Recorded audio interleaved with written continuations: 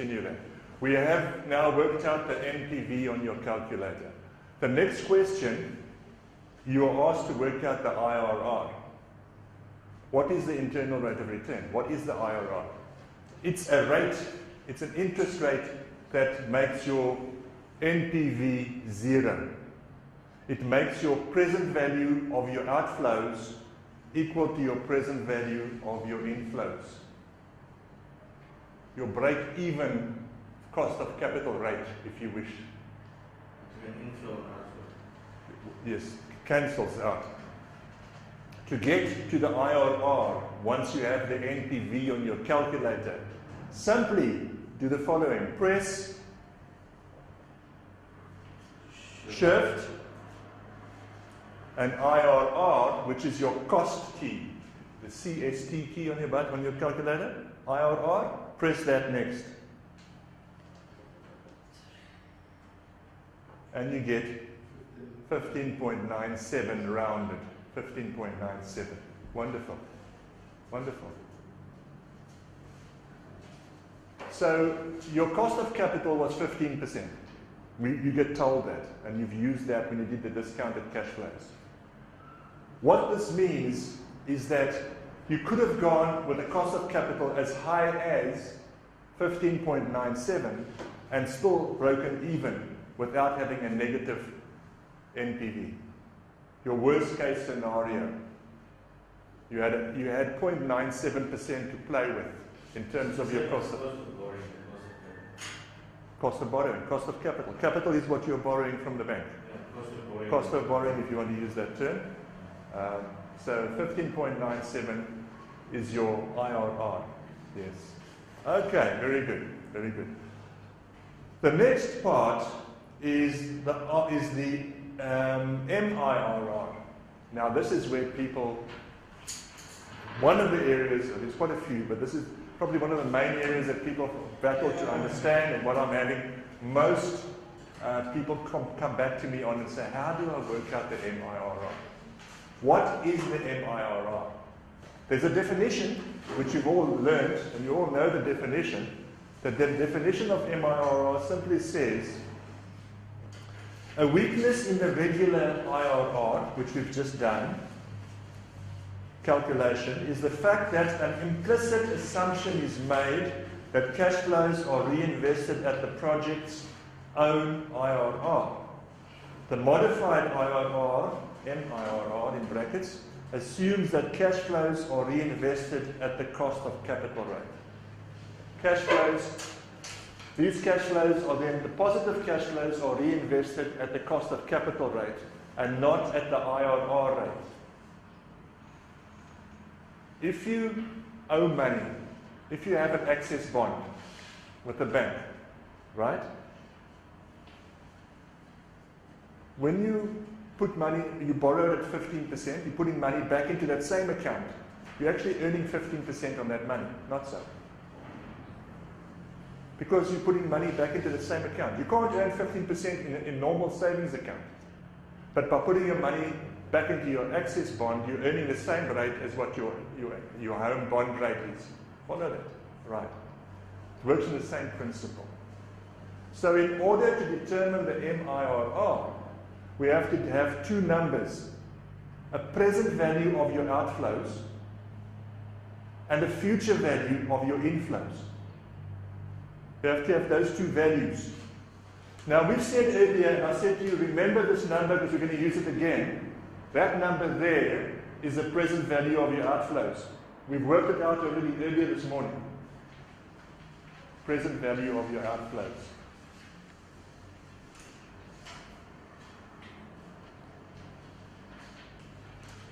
And then we also need to know the future value of your inflows.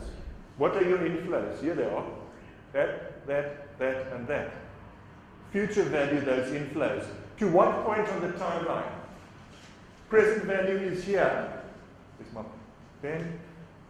If this is your present value, your future value is here. So we need to future value each of those to there.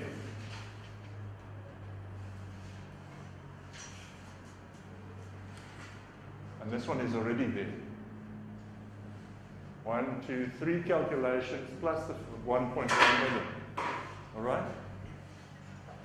How do we do the future value of this of a number of inflows? You can do them individually. It will take a bit of time. You can take each one individually and work out the future value. The future value of that for how long? 3 years. That for 2 years. That for 1 year. And then you simply add the 1.1 million, which is already at the end of at the future value point in time. There's no compounding of the 1.1 million. It's already there. So you do the future value of those 3, and you add the 1.1 million. All with me? Okay. You can do it individually. It's a bit time consuming. So when you're familiar and you're happy to use your financial calculator, I can show you how to use the financial calculator. I get lots of nods from the students here. And also, these are all your present values of your inflows, or inflow present values. Do you agree with me that those are your present values of your inflows? If you add them up and you future value all of that for 5 years, you'll also get the answer. I'll say that slowly. I don't want to confuse you. but I'll show you slowly. We need to calculate the future value of all my inflows. The inflows are these 4 numbers here. That's the inflows. We can do them individually by future valuing that one for 3 years, that for 2 years, that for 1 year. That stays the same, just simply gets added. And then we have the future value of all our inflows. I can't remember if I showed you before how to use the memory function of your calculator. You've forgotten. It's 18 million opposite. You just add those 4. No. If you add those 4, you are at the present value. Then you need to take 5 years, future value that for 5 years at 15%. And you get to the 18 million.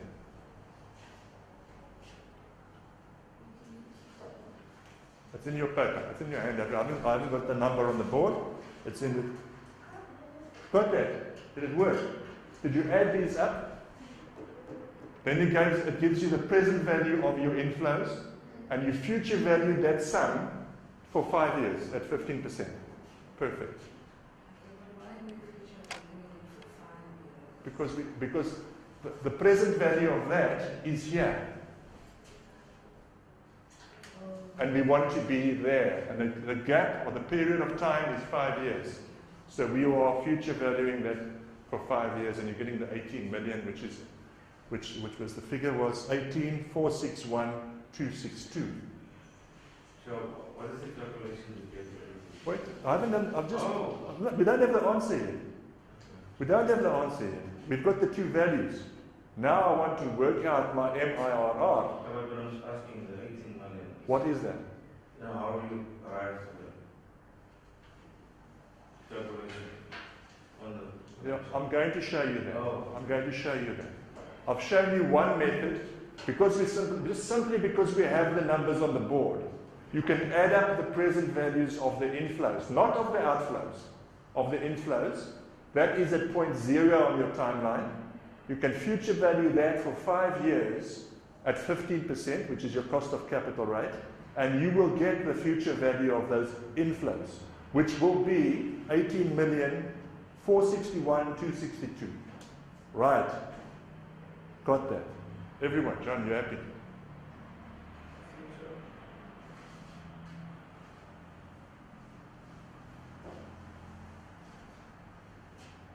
Another way is to take each one individually, future value each one, and then get the total. It's a longer method. But if we never had this on the board, we'd have to do it, if we never had those numbers. You can do each one individually, which takes some time, or you can try to use the memory function on your calculator.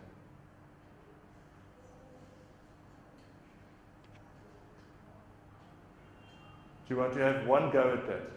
Mm. Right, let's try. Memory function. Let's try. By shifting and clearing all, you are cleaning your calculator. Right. 1 per year. It remains on 1 per year until you change it. So the 1 per year doesn't change. That's a programming function. If you look, sorry, I think John's still with, not quite, he's behind us at the moment.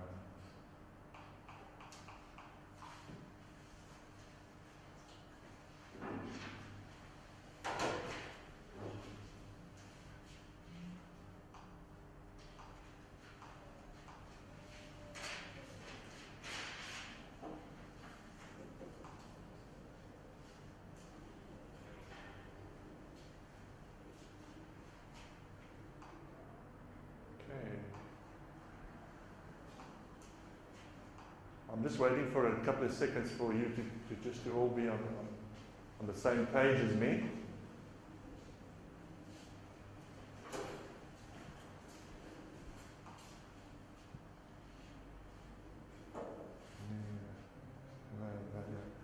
I'll show you just now, John. I'll show you just now. Let's just carry on with the next thing, and when we have a break again, I'll show you how to do that, John.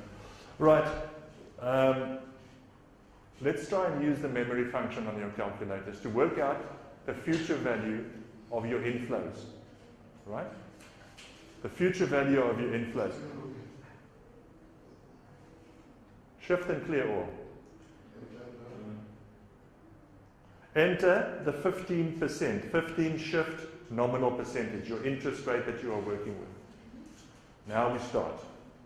The first inflow was 4,300,000. 4,300,000. Now, remember how the present value and future value works? One has to be a negative. So I'm going to key that in as a negative so I can get a positive answer. So I'll change the sign and I'll say that is my present value. Present value. The period is from there to there, it's 3 years. 3 shift N. 3 shift N, and I now want my future value, and I've cleared my calculator. 15 shift 4, 3, 2, 3, present value 3 shift N. You should all have a figure of 6539,762.50. Just write that down somewhere. Just you're doing two things at the same time now. You're using the memory function and you are recording each one separately. So write down that value of 6539,763. Let's just round it off to 763 to the nearest rand. Now what you do with that, we're going to start a new storage function. So a memory function. So there's a memory. There are 3 memory buttons side by side. 3 buttons with M's. Sorry, I just want to you can just leave out L2.5 or Yeah, to write on the board, but for the calculator, just leave don't keep it on your calculator. I'll just write it on the board. I took the sense off. Arrow M. The first one, the memory key that's in the middle of your calculator. It's got an arrow next to it. Arrow M. Press that one once. Sorry? Sorry, to No, you're supposed to put that in there. That's what you're doing. You're actually creating a new memory, a memory function here. Right? That's your first entry.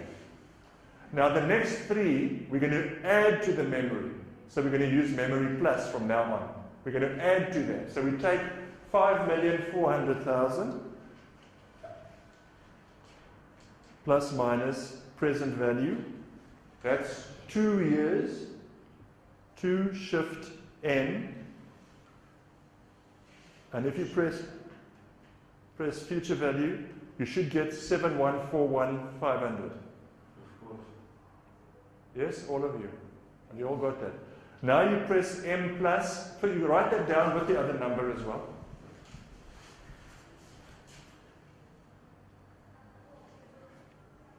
Is it year 3?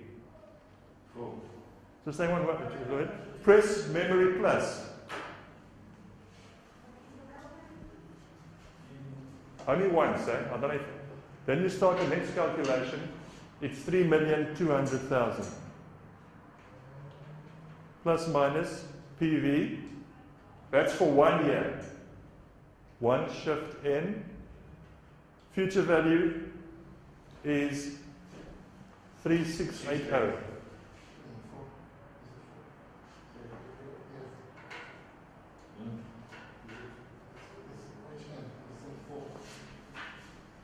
The last thing now is to add the 1,100,000. We don't have to just future value that, it's already at the future value point. Add 1,100,000 memory plus. I have lost out on 1 year.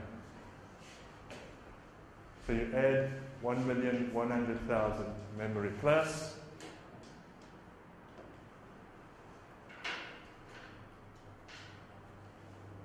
You've done those 4, put them all into your memory. Now you recall memory. Recall memory. RM.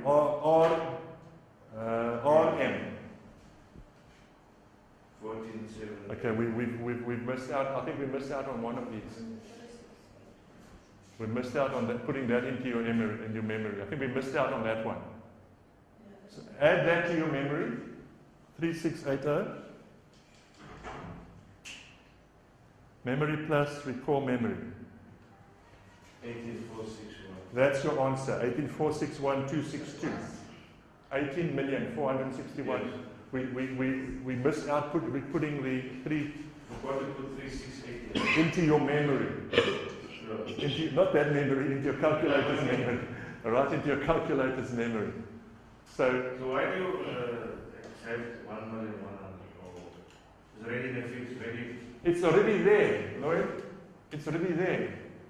You must add it because it's part of your inflows.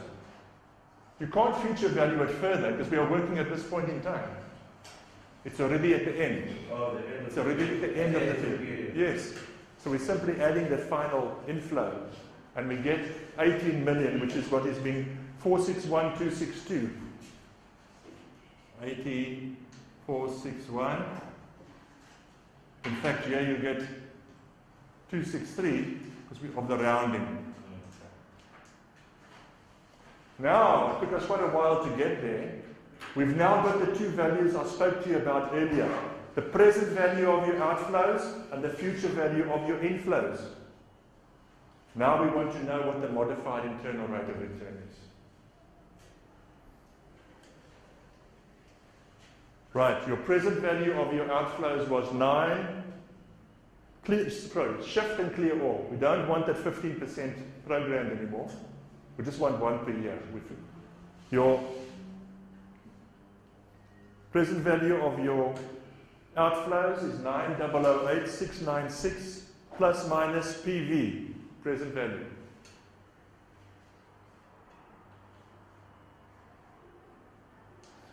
Your future value of your inflows is 18,461,263. Future value. Okay? Remember, we're looking for the interest rate. The third variable we have to key into our calculators is the term 5 shift N, 5 years. 5 shift N, and simply ask for the interest by pressing the interest button. And you will get 15.43. Which interest? The one in the middle. There's only one interest button, though. It's nominal percentage. 15.43 is your answer. Oh, where is it? You got it. 15.43. Just follow the steps on that handout, which is also on the blackboard, and you will be able to do it. I have tried to make it as clear. Right, we're almost there with the calculations. We've got one more thing to do. We've got one more thing to do, which will, and before we, let's do the next step. Let's do the final question is, what is the PI? Profitability Index. It's merely the present value of the cash inflows divided by the investment cost and can be calculated as follows. Just follow, if you use this formula, if you just use this this formula, it will be perfect. Easier to understand. The book is a little bit, there's an example in the book which I think is a little bit more tricky to understand. Profitability index, PI, equals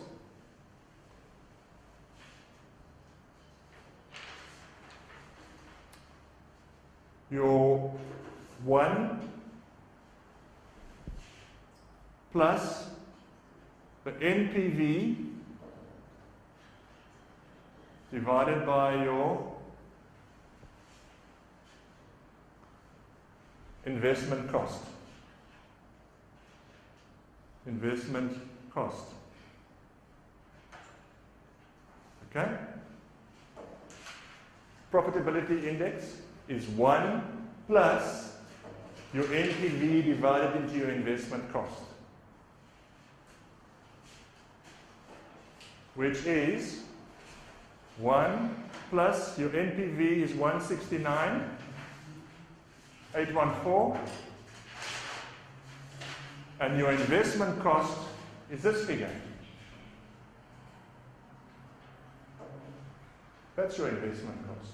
It's your present value of your outflows.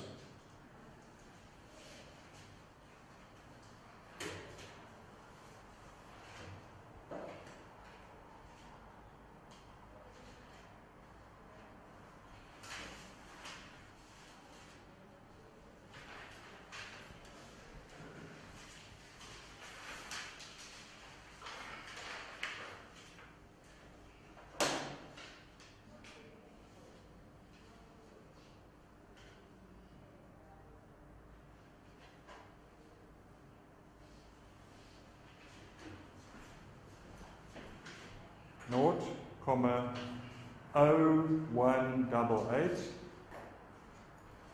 50089, shortened and rounded off to 2 decimals, 1,02.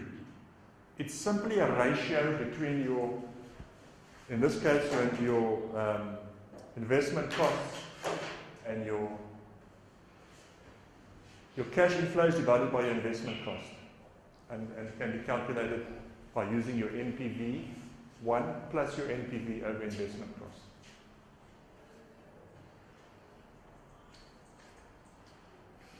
Okay.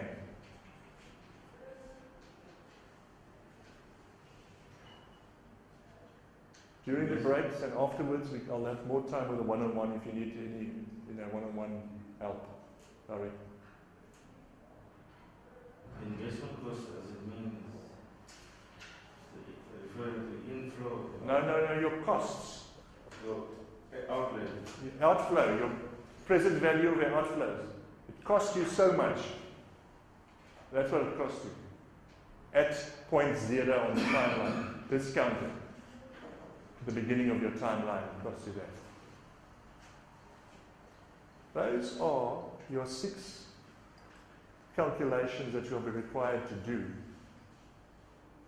You had to do them in your assignment, which I'll mark soon, and you have to do them again. They will be included, similar ones, different examples, in your exam or assessment. Makes up 30 marks of your 90 that you will be getting. The rest will be theory from chapters 1 to 6, in case you haven't heard that. Your theory for the assessment will be chapters 1 to 6.